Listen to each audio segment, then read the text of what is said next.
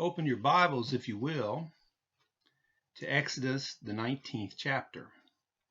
I'm going to leave this slide up a little longer this week than I normally do as an introductory slide, because you see this is a picture of one of the mountains in the Sinai Peninsula. One of the mountains that might be the mount where the Lord led the children of Israel, as we read about in today's lesson. We've used this throughout our study as a background for our slides because it represents the ultimate goal God had for his people, to bring them out of Egypt, to bring them out of bondage, to bring them to this mountain so that they could serve him, so that he could teach them, so that he could prove them, so that he could speak to them, bring them to this mountain where he would be their God, they would be his people, and he would dwell among them. This gives you a little bit of the idea of what this background's here for. And like I said, I left it up for a few extra moments this morning that we might think about that, because this is where we are now in this lesson. All these chapters we've studied up until now have been in preparation to bring us here to Sinai.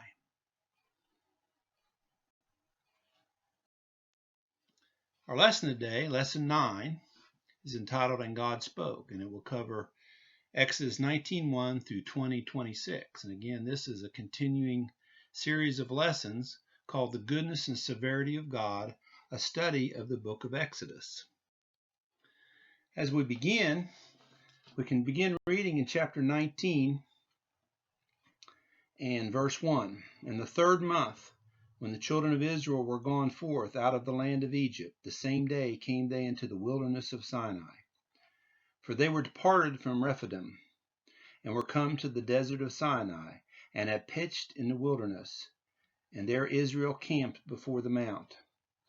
And Moses went up unto God, and the Lord called unto him out of the mountain, saying, Thus saith thou, say to the house of Jacob, and tell the children of Israel, You yourselves have seen what I did to the Egyptians, and how I bore you on eagle's wings, and brought you to myself.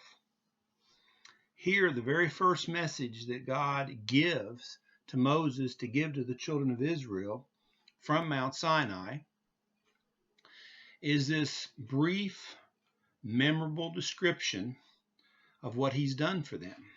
It's a figure of speech. I bore you on eagle's wings and brought you to myself. Well, the children of Israel knew that God hadn't borne them on eagle's wings. They knew that eagles as such was not even involved in what had occurred. The Lord had brought them out by his mighty hand. He had brought them out by his judgments that he had executed upon the Egyptians. He had overcome Pharaoh in his might and his power, and he had delivered them and led them through the wilderness to this point. So why does God use this figure of speech? Well, he selected something from their environment, something they could readily see, something they could understand. The eagle. The power and the grace of the eagle, the ability of the eagle to travel great distance, the ability of the eagle to show love to their young, to carry their young on their back. And he selected this figure of speech as an example and as a description of what he had done for them. And notice what it says, I bore you on eagle's wings and brought you to myself. To where? To where he wanted them to be, to the mount that he wanted to be with them and speak to them from. This place where he would give them his law, he would establish his covenant, he would establish that they were his people and that he was their God, and he would tell them how he would dwell among them. Now, this figure of speech of eagle's wings is used elsewhere. For instance, Deuteronomy 32, verses 11 and 12, at the end of the wilderness journey, Moses uses this same idea with a little additional description to describe what has occurred. And as an eagle stirreth up her nest, fluttereth over her young, spreadeth abroad her wings, taketh them, beareth them on her wings, so the Lord alone did lead him, and there was no strange God with him. He's speaking specifically of Jacob here, and of course Jacob is Israel, is the father of this nation. And so as he's speaking here, he's talking about the children of Israel and what the Lord has done for them, and he uses a same figure of speech. Isaiah, when he's seeking to comfort the children of Israel, to tell them that they need to have patience, that the Lord will provide, that there will be a remnant, that there will be those that will be saved out of this captivity that's about to occur, he uses the very same idea in Isaiah 40 and 31. It's a familiar passage. It's a familiar figure of speech. It's a familiar figure that is used throughout the Psalms. And I've listed some Psalms there where this is used. It's something memorable. It's something that they could understand from their environment. It's something they could see on a daily basis, perhaps. It's something they could easily point to as they taught their children day by day as they were in the field what the Lord had done for them. And this really tells us how the Lord always has tried to teach his people, to help his people learn with the simple things that we can understand, to explain those things which are complex and difficult, which we might not be able to understand from God's will and God's plan in things we see around us. Christ used the example of the parables and using simple things to teach the principles of the kingdom of God. And the Lord's doing the same thing here as he's using this image of an eagle's wings and what he has done for the children of Israel. Now, if we go to the next few verses here in Exodus 19, we read, Now therefore, if ye will obey my voice indeed, and keep my covenant, then ye shall be a peculiar treasure unto me above all people. For all the earth is mine, and ye shall be unto me a kingdom of priests and a holy nation. These are the words which thou shalt speak unto the children of Israel. So the second thing which the Lord tells Moses here to talk to them about is this idea of covenant, this idea of what it is they are to do. He says, if you will obey my voice indeed and keep my covenant, then you shall be these other things that we'll talk about in a moment. This is a conditional covenant. It's a covenant which involves two parties. It's a covenant which involves action on the part of God and action on the part of the children of Israel. Now, I have in the notes, the handouts that are on the website, some comments about the covenant and how it relates to previous covenants of God, how it is similar to covenants that were in existence in the world at large at that time, and some comments about that. We're not going to delve into that a great deal at this time, but the point is, this was conditional. It was necessary that they obey his voice and keep his covenant, do the things that they were told to do. Now, as we consider this idea of obeying and keeping, there are many who question whether or not God's covenants are conditional. And this is a necessary argument that people have to make when they start talking about the idea that you're saved by faith only, that there's nothing that you must do. There's no condition upon your salvation. It's simply you are saved by faith. And especially they like to go back to the covenant of Abraham and talk about it being a covenant that had no condition upon it. But if you go back to Genesis, the 17th chapter, where we read about the covenant that God made with Abraham, we're going to see there that just like this covenant, there's some very specific words that are used that help us to understand it is indeed conditional. conditional upon the actions of the man, the people, the party that's making the covenant with God. Let's look at Genesis 17, beginning in verse 9.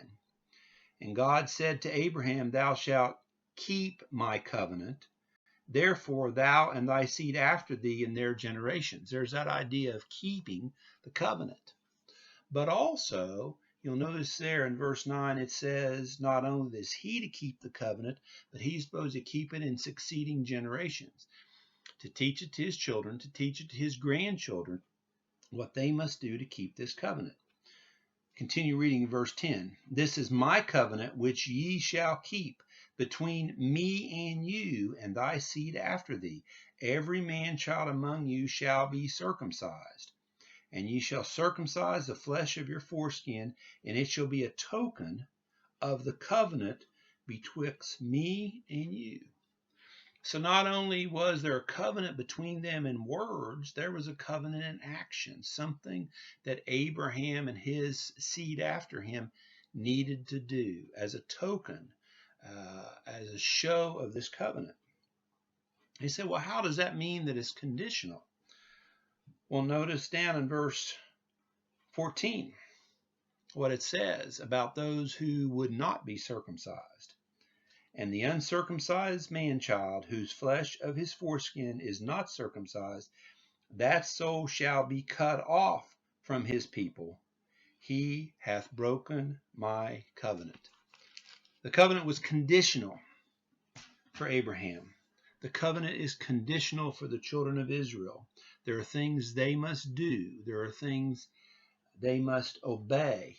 They must do what the Lord tells them to do. They must focus upon what his words are as he speaks to them and obey those words. Or as he says here in verse 5, obey my voice.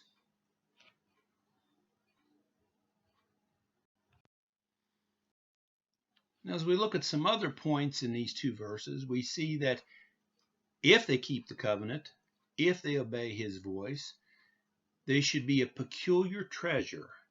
Your translation may say a treasured possession or personal possession or something special to God above all people. So in other words, these were going to be his people, his selected people, his chosen nation. They were going to be peculiar to him. They were going to be special to him. They were going to be valuable to him. And it goes on to say, and ye shall be unto me a kingdom of priests and a holy nation. These are the words which thou shalt speak unto the children of Israel. Let me ask you a question. When did the children of Israel get priests? Because here he's talking to them about being a kingdom of priests. And yet the priests we read about among the children of Israel weren't ordained until after this point in time. But there's no doubt that they understood what priests were. They understood what a kingdom was. They understood what it meant to be holy, and they certainly understood what it meant to be a nation. Just as with the eagle, God uses words which they can understand. He uses examples which are from their everyday life. Think about already what we've talked about in regards to priests.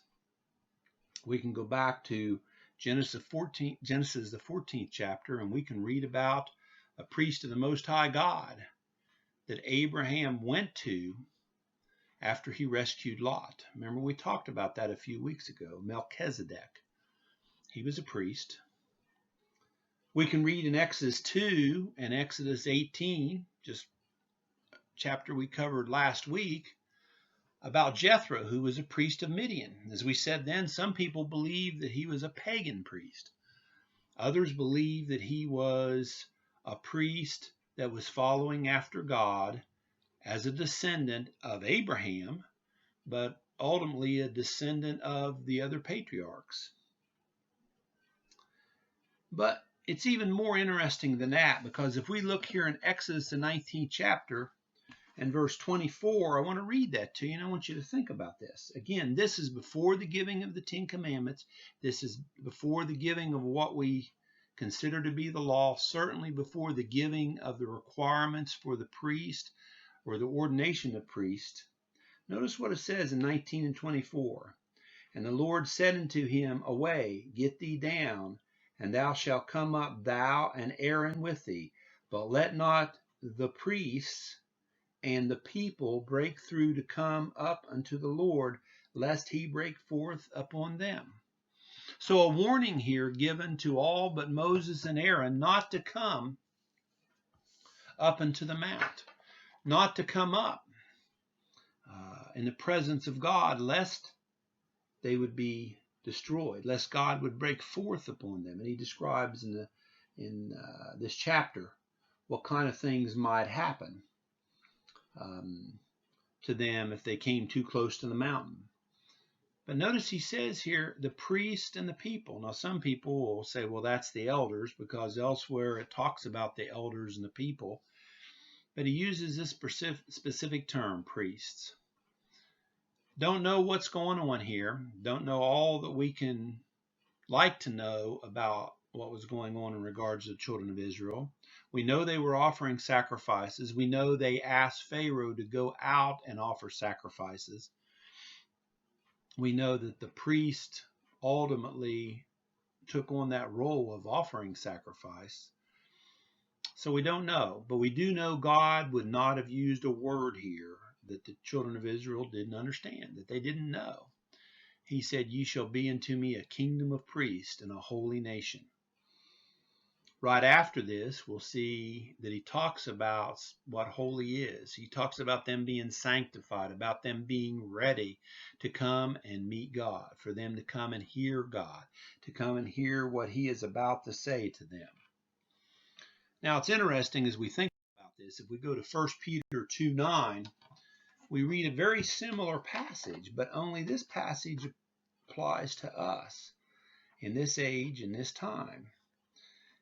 It's Peter looking back by inspiration, looking back to this very same period of time, and notice what he says. 1 Peter 2:9.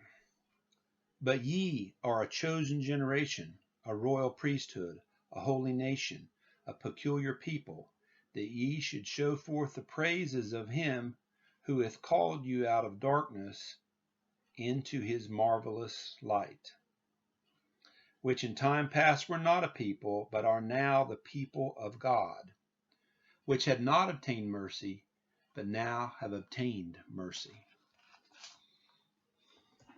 We are to fulfill the same role as God's people today, a royal priesthood, a holy nation, a peculiar people, dedicated to God. And what does that mean for us? We need to obey his voice. We need to keep the covenant that we have entered into with our Lord and our Master. Just as the children of Israel needed to obey his voice and keep his covenant, if they sought to be the peculiar treasure, a kingdom of priests, a holy nation.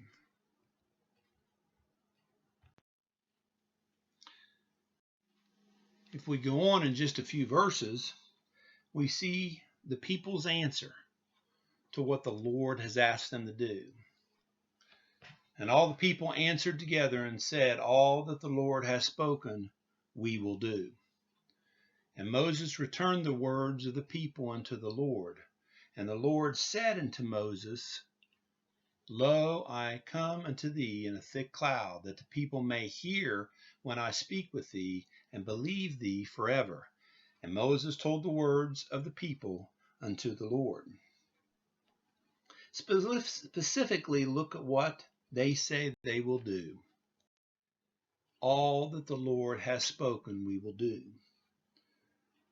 This is a wonderful example for us in terms of those who knew that they were in the presence of God, those who knew that the Lord was among them, how they approached God in terms of their willingness to do all that was spoken to them. They were ready to hear from the Lord, to obey, as we read in a few verses earlier, to keep, as we read in a few verses earlier, and now we read do. Back in a previous lesson in Exodus 15:26, we talked about how that the goal was for the children of Israel to obey, to do, to hear, and to keep. And we see that in these verses here. We've already seen that they were to obey and to keep. Here we read that they are to do what the Lord has said, and they have agreed that they will do it. But also we see that they're about to hear the Lord, because that's really the purpose for which God has prepared them now. He's going to come in the cloud so that the people may hear what he has to say, hear specifically when he speaks with Moses, so that the people will believe Moses forever, so that they will accept him as the one that speaks for God, so that they will accept him as the one that is going to give them the law, so that they will accept him as the one that's going to establish the covenant between them and God. God wanted the people to hear him speak and believe. Think about that concept. Think about that concept in regards to the New Testament, as we might read someplace like in Romans, the 10th chapter, with the idea that we're to hear and to believe. And that's what the purpose of sending a preacher to us for, is that we might hear and that we might believe. Same concept is used here in regards to the Lord seeking the children of Israel to hear him so that they might believe.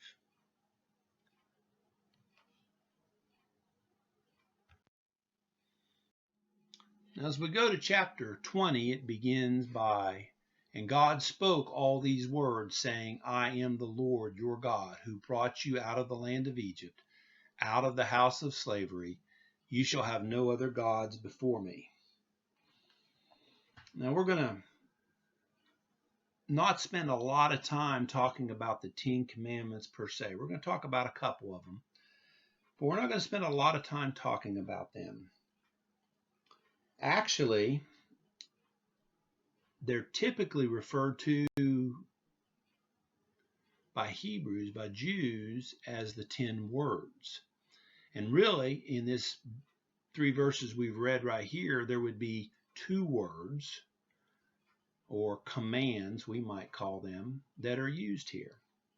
In Exodus 34 chapter and 26 verse, there where it talks about the words and the commands, the same word is used in regards to commandments and words. It's just most of our modern translations put in the 10 Commandments.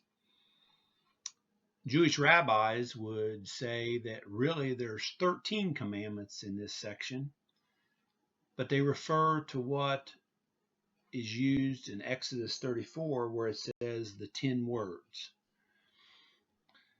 And I bring this up for us to think about because, as the Jews would say, there's 2 words or 2 commands here in these first 3 verses. We would simply look at it and think, well, the first command that we've been taught over the years is, you shall have no other gods before me.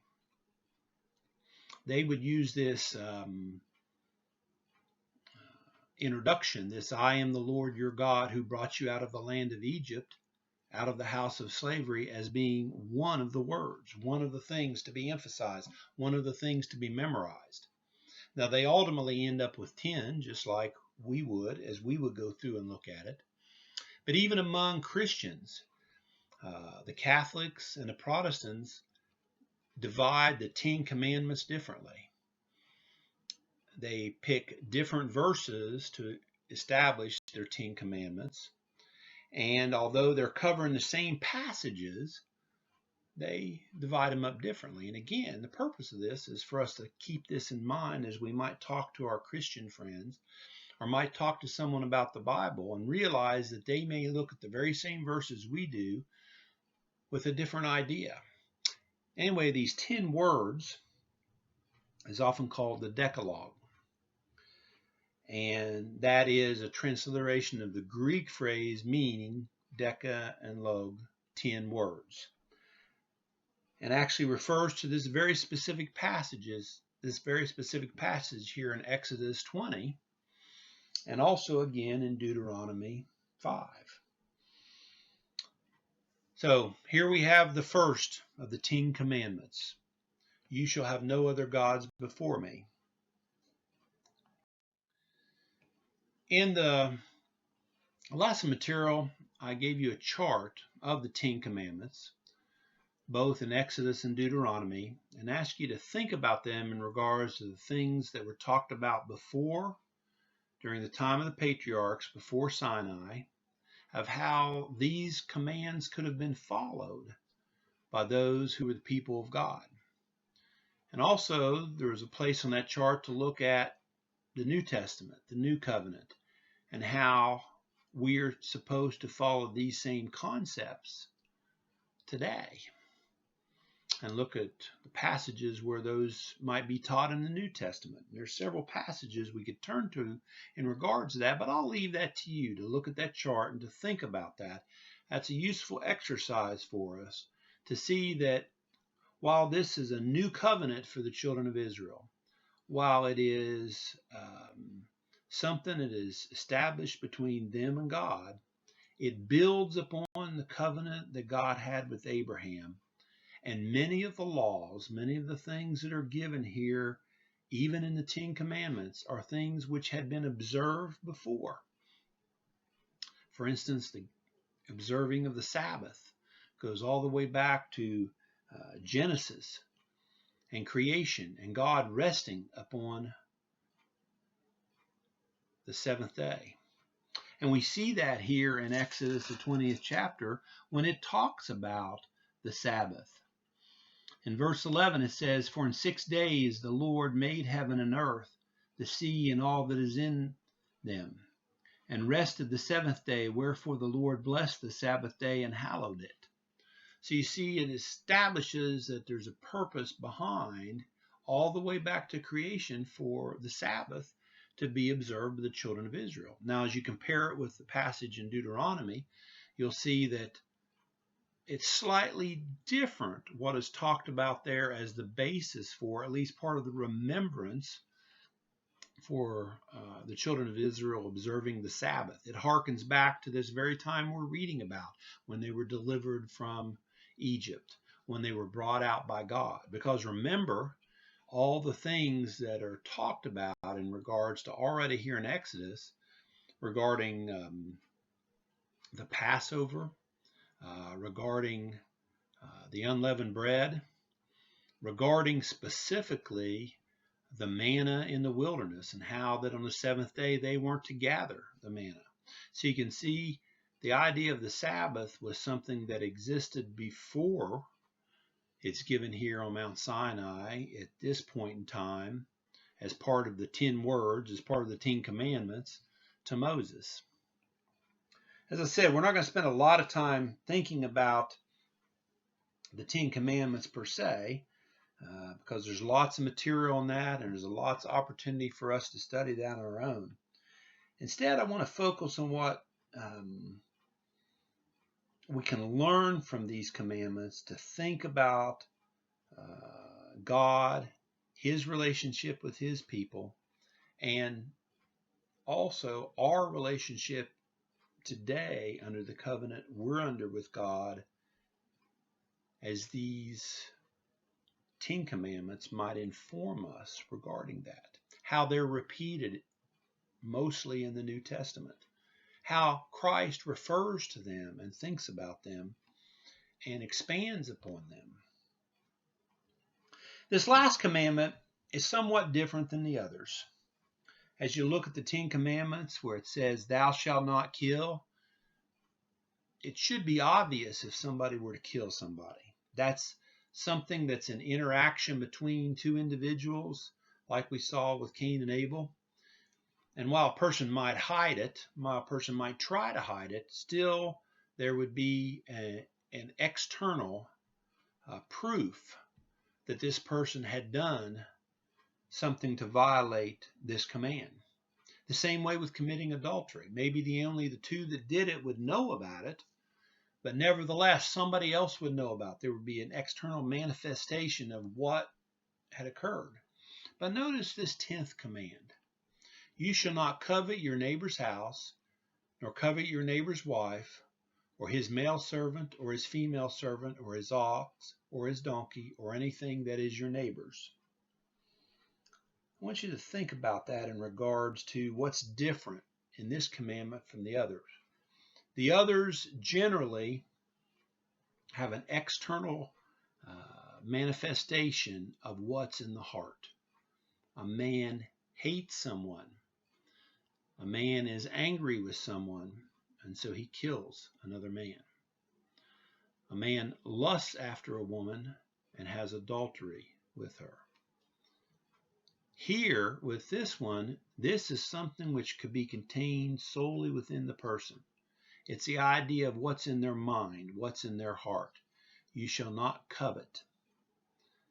I want you to think about that in regards to how we sometimes look at the old law as being a physical law, as how we look at the old law, the law that we're reading about here in Exodus, as being one as a list of rules of what you can and can't do,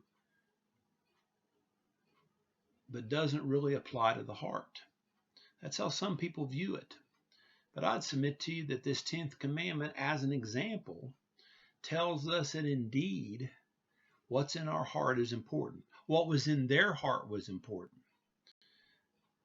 Because you see, if you covet your neighbor's house, you might murder your neighbor. You might lead you to do something such as is condemned here in one of the commandments, that thou shalt not kill. If you covet your neighbor's wife, you might commit adultery, another one of the commands. But this commandment focuses on what's in your heart, what's in your mind, because we know what's in our heart will guide our actions. What we think about is what we will seek to do. What we desire is where we will go if we're not careful. So God not only gives a list of external rules of things for them to observe, he talks about what's in their heart. I'd submit to you also that it's somewhat like the first of the commands which we read about on the previous slide. Notice what it says, thou shalt have no other gods before me. It goes on to say, thou shalt not make unto thee any graven image. Now we could see if someone made a graven image. We could tell externally if someone bowed down to a graven image or made some idol. But you know what? If a person in their heart doesn't believe in God, if a person has no room in their heart for God, but in their heart desires and worships something else, we would never know that. So the first command and the last command that's in this list of 10 commandments, in a lot of ways are alike in that they focus on what our intent is, what our desire is. And the ones in between talk about the externals, what we do, how we keep God's law or how we don't keep God's law. First 4 commands deal with our relationship with God, and the last 6 deal with our relationship with our neighbor.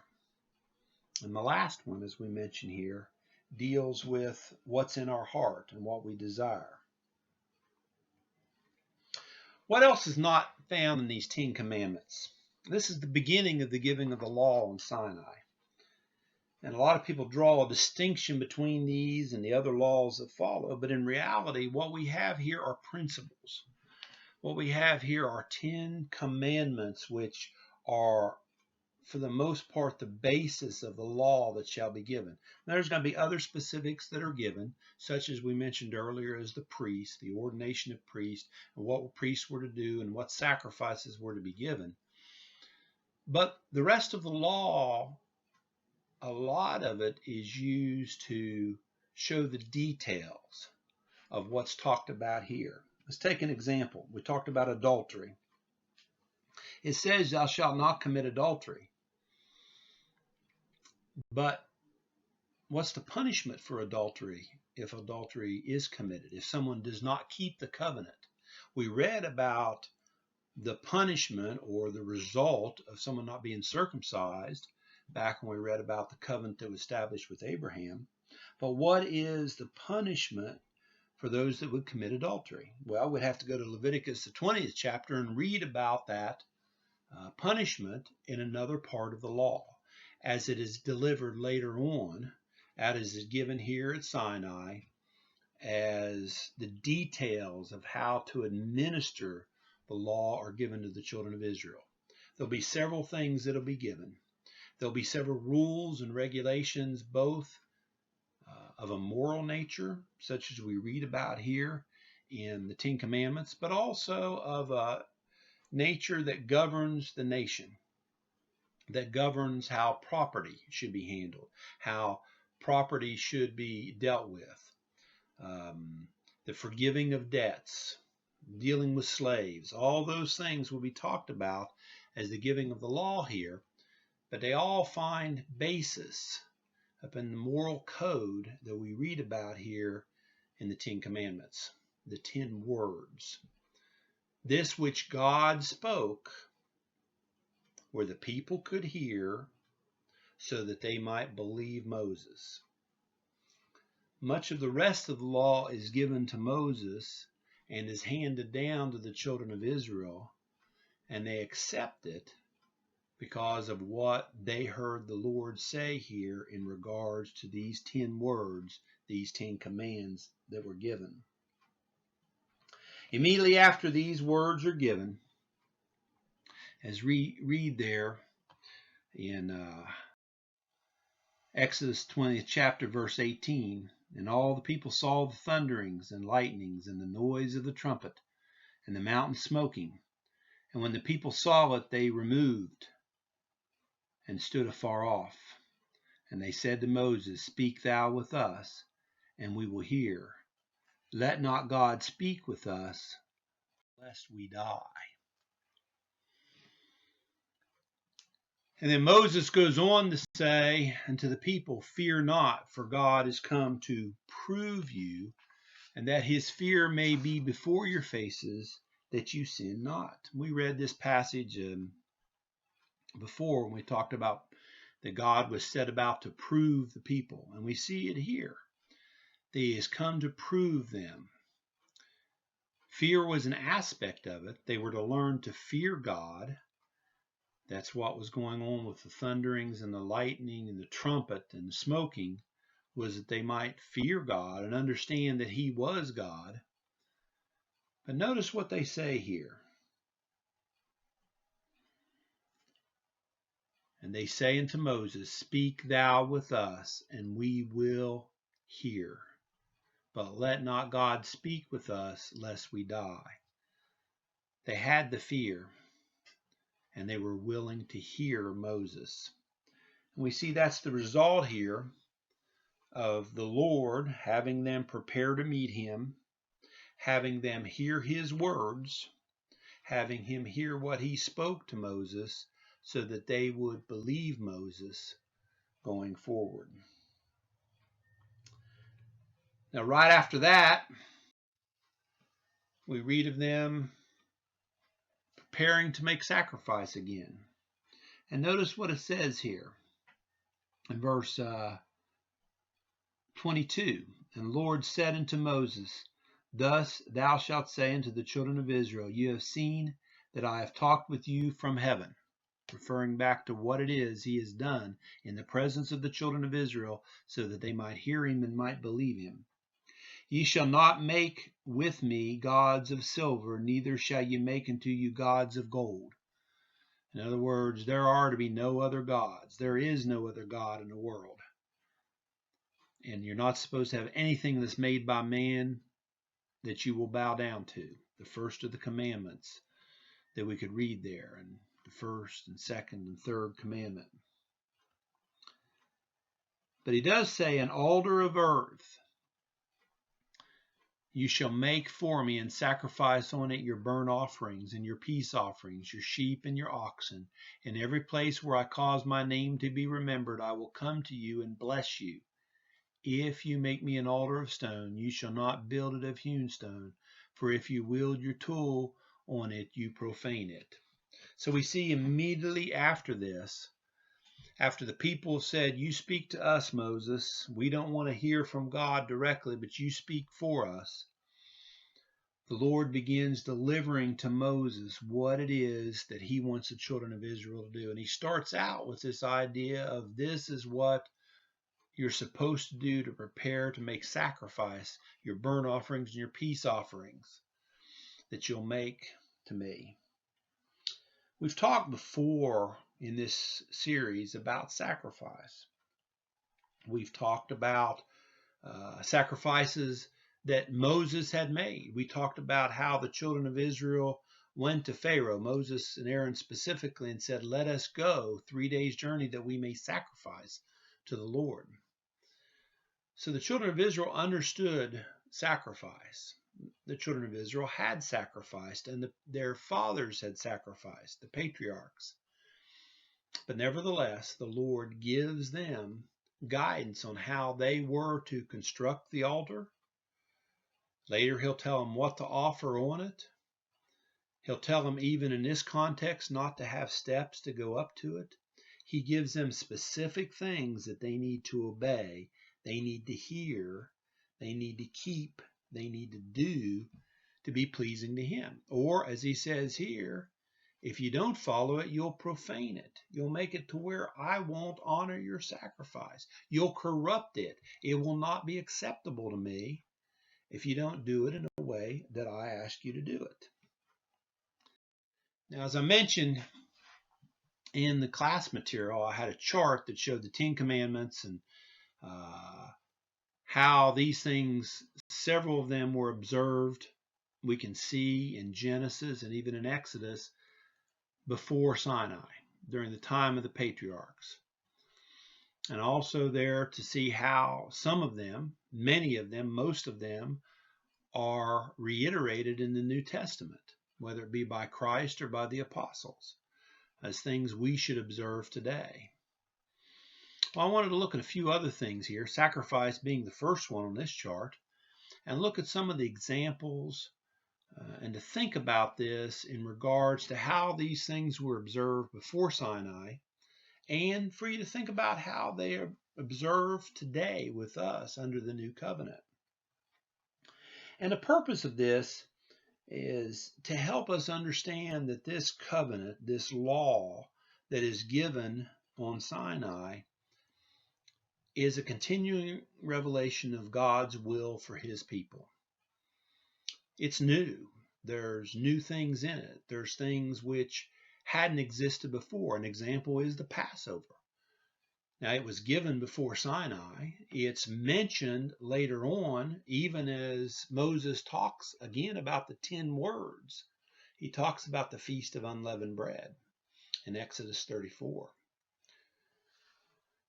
But just like there's some new things here, there's many things which had existed before. There are many things which were part of God's people's understanding of God's will for them before, and sacrifice being one of them.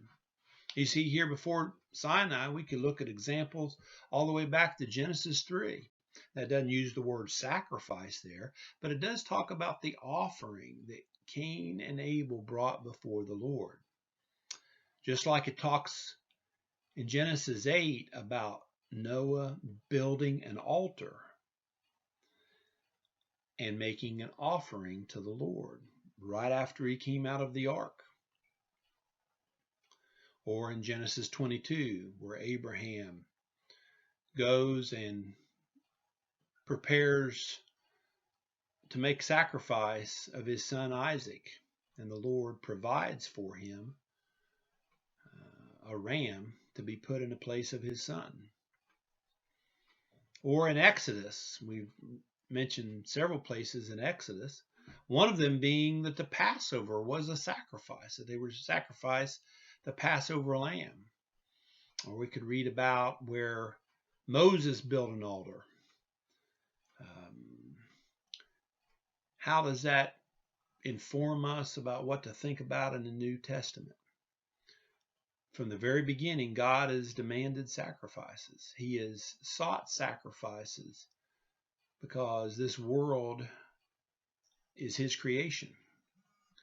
And the things that we have are provided by God, and we should sacrifice to him. And if you remember, as we read and study in Scripture, they were to sacrifice the first fruits. They were to sacrifice the best. They were not to sacrifice anything that had a blemish.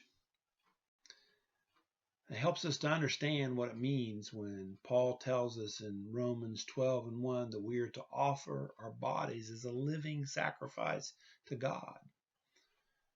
Or we're to offer, as the Hebrew writer says, praise to the Lord as sacrifice. We could think about circumcision as part of the covenant that was made with Abraham and is continued with the children of Israel, even as this new covenant, this new law is added to circumcision. Something which we see in the handout I gave you that Paul explains in Galatians, the relationship between these two covenants. But notice what it says about us and what circumcision means to us in Romans and Colossians. Or, as we read earlier, how we are to be priests, a royal priesthood, a holy nation, a peculiar people, as Peter tells the Christians in his day. We've already talked about Passover just a few weeks ago when we talked about the sacrifice that was made there, and the blood was a sign for them, and how in 1 Corinthians 5:7 we're told that Christ, our Passover, has been sacrificed for us. How that he is referred to as the Lamb of God that taketh away the sins of the world. These are just some examples for us to think about.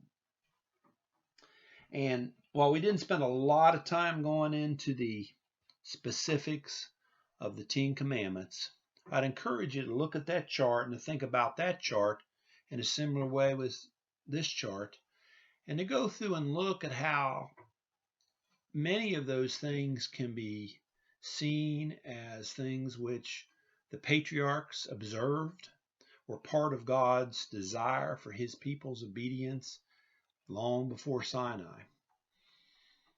But also how that they apply to us today in many ways. Not all of them, but most of them apply to us in some way today and are reiterated in the New Testament. We just need to think about these aspects of the law, aspects of what was given on Sinai, how that it was part of God's plan, and really realize that God consistently brought revelation to his people and helped them understand what they needed to do to obey him, to be pleasing to him, and to keep a covenant relationship with him. So the purpose of this chart and the questions in the handout are to help us see how the covenant on Sinai and the law of the Lord given from the mountain were part of God's continuing revelation and part of his relationship with his people, and help us think about that in regards to our relationship with God today. And think about these matters and how they inform us living under the new covenant about how we're to approach our Lord and our Master and how we're to strive to keep his law today. That's our lesson for this week. Thank you for your attention. I'd encourage you to look at the handout. I'd encourage you to go through those things that are written there, because they're in addition to the things we've talked about here. And to be prepared next week to look at chapters 21 through 23, where we see an expansion of this law, specifically talking about these are the judgments of the Lord in these matters. Thank you for your attention, and may God bless you.